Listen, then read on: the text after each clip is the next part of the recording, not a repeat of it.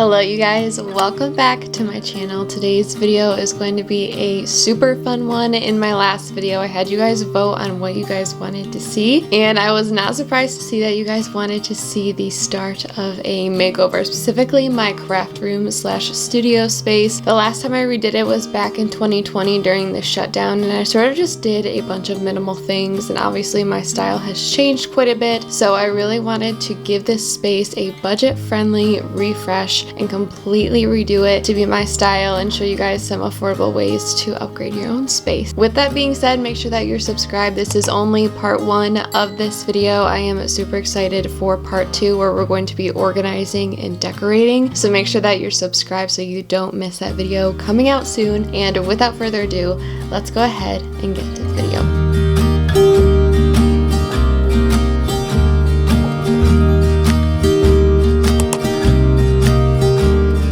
So first I thought I would show you guys a little bit of my inspiration, all of the inspo pictures that I have going into this makeover. Some of you guys may know I really like a traditional neutral space, and right now this room isn't really reflecting that, which you will see. So this is the mood board that I put together. I just put it together in Photoshop. I have an accent wall DIY I want to do. I want to bring in some warm earthy tones. I want to finish off those shelves. Years ago I just put the pieces of wood on the shelves and didn't do anything to them, so I really want to finish giving them a little bit of a treatment and bringing in some of those warm tones. I'm also going to be upgrading my setup a little bit. I have a desk and a chair that I purchased off of Marketplace. I want to incorporate greenery, some wicker, and just a bunch of cozy touches that are going to make this studio feel really fun to work in. I really like to make videos and make all kinds of decor and DIYs in this room, so I really want to make it a very cozy oasis and not be afraid of adding in those rich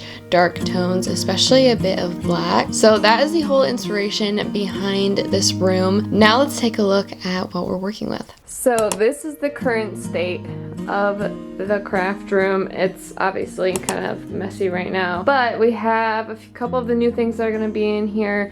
This table's gonna get out of here. We're going to sell that t-shirt press there. I've actually been holding on to it for my cousin. And off on the shelf is over there on the computer. This is also like a shared space, so my dad, like, nothing about this area is going to change, so that'll just be there, which is fine because it's black, it's neutral, and that elf won't be there all the time probably. We're gonna move Anakin out of here, and then a lot of the organization I feel like is gonna sort of stay the same. That will probably stay. There's just gonna be a few things that we do here. I think I want to stay in the shelves as well, so they're gonna look super nice. And then what we're gonna focus on today are the walls. So we're gonna take everything down, fill in any holes and things, including the little paper organizers and the rainbow and everything. But first things first, we need to get everything out of here so that we can start sort of getting the room prepped and ready to paint.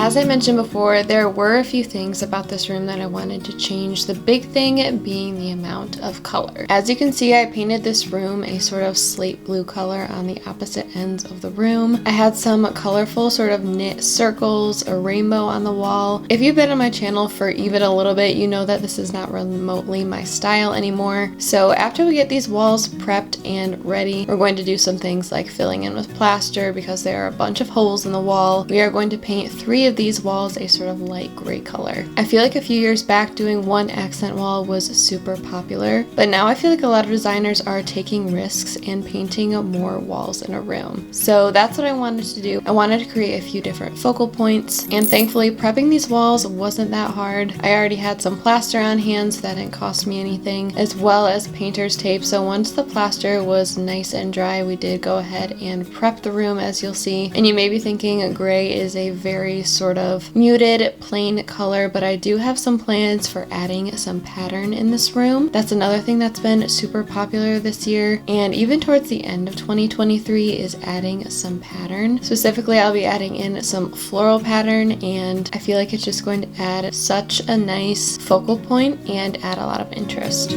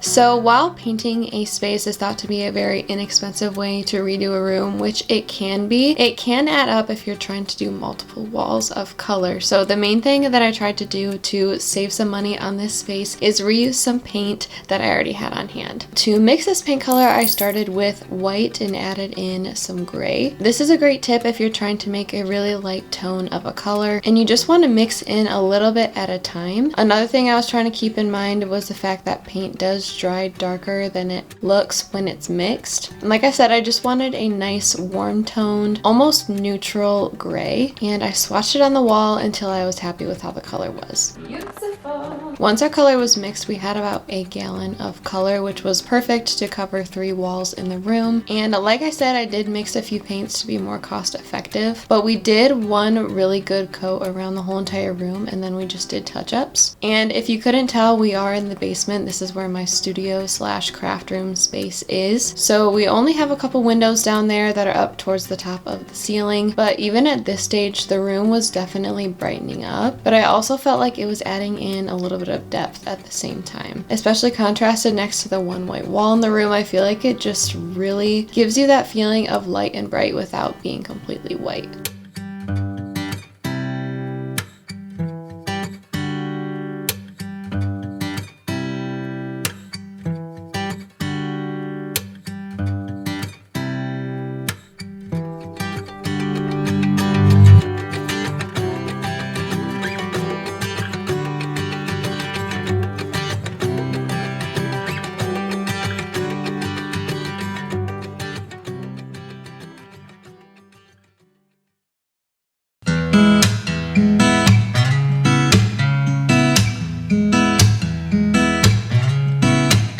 So now that the walls are all painted and they look beautiful, they're nice and dry, I am going to start to come up with an idea to give some pattern to the room without using any wallpaper. I have some textured walls in there, so that isn't exactly ideal, and I can't even use any like peel and stick or anything like that because I was initially going to do brick.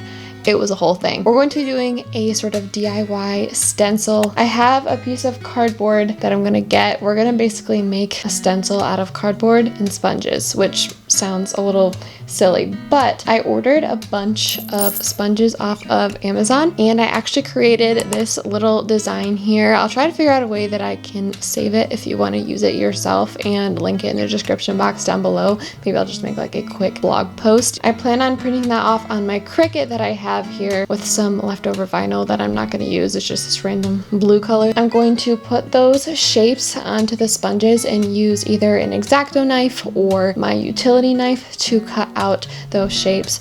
Put the shapes on the cardboard in that sort of orientation, and then we're going to stamp them on the wall. So I am going to cut out all of my pieces, print off my design, and we are going to see how this goes. So for the stamp technique that was going to give us a sort of wallpaper look, I wanted to be as cost effective as possible and use a bunch of things I already had on hand. So I grabbed a box from our recycling bin and cut a 9x9 square. Of course, you can make this as big as you'd like. This actually fit perfectly above my door in the room, which I did not anticipate for, but I definitely highly recommend it. And like I said, I created this image on my computer. I will link it down below in a blog post for you if you want to save it and use it for yourself. But I loaded it into Design Space, made it 9x9 so that it matched with our cardboard piece, and I printed it out on some vinyl. I decided going with the size of 9x9 because I didn't want this pattern to be too large. I didn't want the room to feel busy, but I also wanted that really classic, sort of vintage looking floral pattern. So I felt like this was the perfect size to get those details, and it's a perfect mix of subtle and bold. Once it's cut, my Cricut, I'm just taking out the outside piece to leave myself with the floral stickers essentially. So once everything is weeded out and all of my details are correct, I'm going to start cutting my shapes on my sponges. Now the sponges that I use, they were the type of sponges that get really big and sort of fluffy when they're wet. So at this point they were slightly wet, so my vinyl didn't really stick to the sponge very well. I got mine off of Amazon, but if I'm being honest, next time I would just purchase some from the grocery store. First of all, it's probably cheaper, and second of all, you get that more dry texture. So since mine didn't stick to my sponge, I sort of just held them in place, and I found that using scissors was the best way to cut out these shapes. And as I cut them out one by one, I would place them on my cardboard, and I used a hot glue gun to adhere it to the cardboard. Now, while this was a very tedious process, it turned out so well, and I'm really happy with the effect that it gave in my room. I would recommend taking a few hours, putting on a YouTube video, or listening to a podcast while doing this process. Another thing you may notice is some of the details in some of the floral designs weren't completely cut out through the bottom of the sponge. I used my X-Acto knife to sort of carve out the alcoves and the shapes, and I was happy that those actually translated on the wall and really gave the florals a little bit of texture.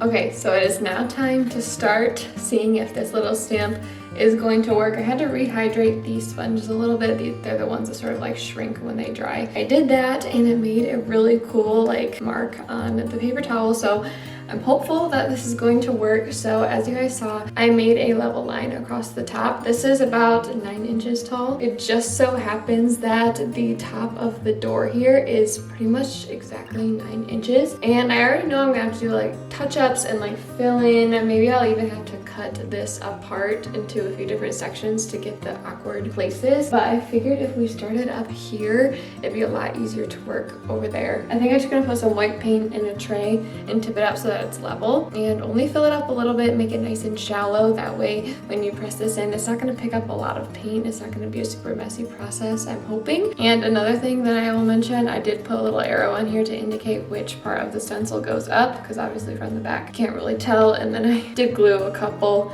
sponges on the back, that way it's easy to hold on to and keep sturdy. So we're going to start at this corner, we're going to go across, and then I'll keep on making level lines with the tape as we go down the wall. I need to figure out how I'm going to do that little skinny section right there, but I'll figure it out. I have to use the actual tray itself, prop it up with a couple of tape rolls, that way it's as sturdy as possible. Got my towel here, and this didn't cost me anything. This is literally just a little thing of white paint that I found in our storage closet. Oh, I need to grab a stirring stick. Hold please. Take two, that one was a little too old.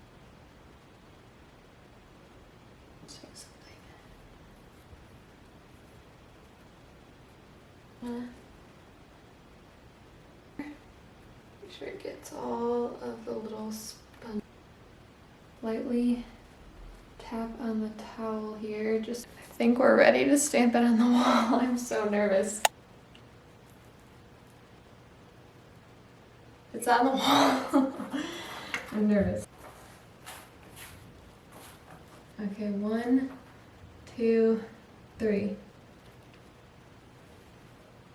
Oh my gosh. That looks pretty good. I can't believe that worked. Oh my gosh. So the fact that my idea of a DIY stamp actually worked the way it did is actually very surprising. I actually had to do this process the next day because I was so anxious to see if this was actually going to work, and it actually worked so well. As I said before, I didn't measure above my door. That actually would have been a really good idea, but it ended up working out. As you can see, I'm just going along my level line until I can't get all the way to the end. Once I got to the right side of my wall, I did find that my stencil was a little bit too big. So I just made a level vertical line all the way down. That way I knew where my stopping point was going to be. And once I finished a row, I would stamp one square below, and then off of that, I would base my next level line. And of course, while doing this process, I did learn quite a bit. First of all, that arrow was super helpful to know that I was putting my pattern on the correct way. And those makeshift handles that I put on the back made it so much easier to maneuver and take on and off the wall. Before I actually put it on the wall, I would sort of line it up as best I could. I was paying a lot of attention to the corners of my cardboard and just making sure everything lined up with the tape. Because I was going for that sort of vintage style, I wouldn't dip my stamp every single time because I didn't want it to be super crisp white. I wanted it to have that rustic vintage floral wallpaper look. And another thing about this stamp is I wasn't able to reuse it afterwards, or I guess salvage it. If you wanted to make a more permanent stamp that you could reuse, maybe a piece of thin wood would work really well, because towards the end of the process, the cardboard was quite saturated, and for that end part at the right side of the wall, I did end up cutting my stencil a bit, so it wasn't reusable, which was perfectly fine with me. But this is what it looks like after we have all of the stamps. As you can see, there's a very noticeable grid pattern, and even though I was trying to avoid that when I was designing this, it's kind of inevitable no matter what you do. So basically we just used some of my smaller brushes, and I first of all filled in where I was short on my designs. I tried to line it up with where it would be on the stencil, and then I also just used my paintbrush to fill in the very skinny part on the left side of the door. And something that was great about this design being a little bit more abstract and vintage looking was the fact that we could add to it without anyone even noticing. So basically we both took paint brushes and went in between the grid lines. It was a lot of making random dots, taking a step back, and making sure everything was blended in. And now you can see that you can still see that it's a pattern, but you don't see that obvious grid, which makes it look like a really pretty vintage wallpaper. So we just let this dry completely, and then we started moving in some of the furniture pieces.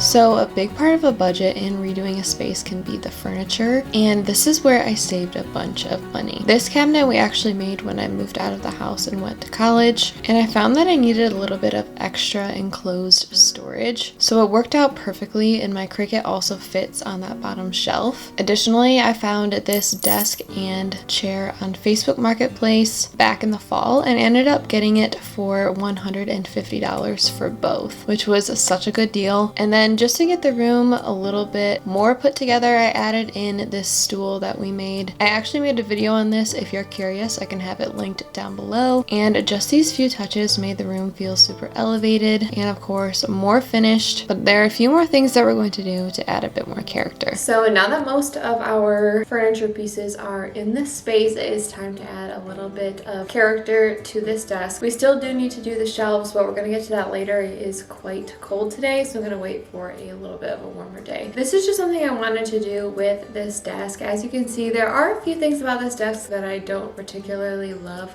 One of them being the sort of chrome finish of the drawer handles as well as the legs. Now I don't have enough to do the legs today, but maybe we could do that another time. I just have a little scrap piece of black vinyl. Vinyl is basically just a little sticker, and I'm going to take off these hardware pieces. They're a really simple shape, so I'm hoping that I can cut them down and make them fit on there nicely. So I'm going to use my screwdriver to get those off and wrap it around it. This is just a little bit of a fun touch that you can do to any piece of furniture. Just a really tiny detail, but I feel like it's really going to elevate the space. Initially, when I was making over this space, when I got the actual desk in the chair, something about the desk that I wasn't too fond of was the hardware, as I mentioned. And hardware is something that's super easy to switch out and completely change the look of a piece of furniture. This, however, had some hardware on it that was 1.5 inches between the two holes. For some reason, I thought that it was just one hole, so I got these like brass handles. They didn't end up working. And when I was looking for 1.5 inch drawer pulls, for some reason they are super expensive and super hard to come by. So depending on your piece of furniture, that could be an option for you. But I felt like making the handles on this desk black would really elevate it and tie in with a bunch of the black accents that I want to add in later. So I started with removing the hardware from the drawers. Luckily for me, the handles ended up being very geometric, so it was super easy to wrap in vinyl. There weren't any circles or anything complicated about this shape. It was really flat on the side, so it was super easy to just get rid of that silver detail. And for me, this was one of those silver finishes that was almost chrome, so it made the desk just feel a little bit cheap. So I laid my hardware down on the back of my vinyl and measured out the width and cut a couple strips. I ended up not even using both of them, but I wasn't really sure what I was getting myself into. And basically, if you saw the shape, like I said, it's very geometric, very straightforward. I started on one end of the hardware and essentially just took my time going all the way around the form. And then once I get to the very end, I will lay it down on my clipboard there just to make sure I wasn't going to scratch the surface on my desk. And you can just use an X-Acto knife or a box cutter to trim off that excess. And once that was complete, my hardware had that end piece that needed to be covered. And basically you'll see that I just stuck that part on my vinyl and cut around it with my X-Acto knife. So like I said, super easy, but I felt like it just gave the desk a little bit more character. And I think it's going to match the whole aesthetic of the room once it's complete.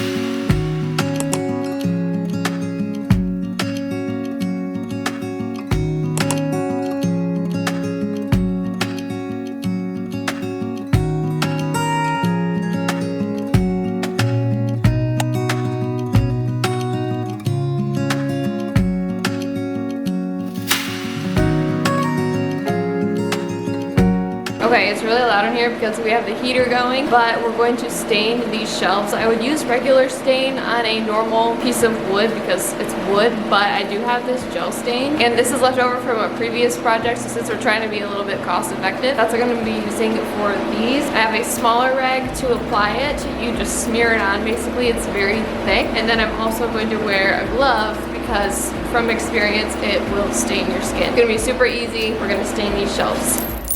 So if you don't know what gel stain is, it's actually intended to be used on things other than wood, such as fiberglass, or if you guys saw my room makeover video that I did for my sister a while back, we used this on her sort of antique bed frame that we found on Facebook Marketplace. But it can also be used on like metal and fiberglass apparently. I haven't tried either of those, but apparently that's what it's supposed to be used for. However, it does work really well on wood if you're curious. If you didn't notice from earlier, in my craft room we have a very sort of standard white wire shelving unit, and I really wanted to put some pieces of wood on there to make it feel a little bit less builder grade. I feel like this really elevates them, and I really put a lot of things on my shelves, so being able to cover up those holes on the shelves makes it a lot more practical for organizing down the road. And these pieces of wood I got from Menards in 2020. Somehow they were the perfect length and width to fit my shelves already, so this this is how they originally came. But even if that's not the case, it's super easy to get pieces of wood cut down in the stores. I feel like a lot of places do that. If not, it is super easy to do yourself. And another thing I love about this gel stain is that you don't need to seal it with anything. So it just has a perfect natural texture, but it feels really smooth at the same time. So lastly, to finish off the room for this video, I just need to put the shelf brackets back up and put our wood pieces on top. Having this shelving unit in this room is super important because I store probably 80 to 90% of my supplies on this wall. Not to mention, open shelving is really nice for things like craft supplies. That way you know exactly what you have, you know exactly where to find everything. If you're out of something and you need to restock, it's just a great way to do that, especially with these really inexpensive shelving units. And the more deep toned wood, I feel like, is going to add a lot of warmth to this space and complement that new wall color.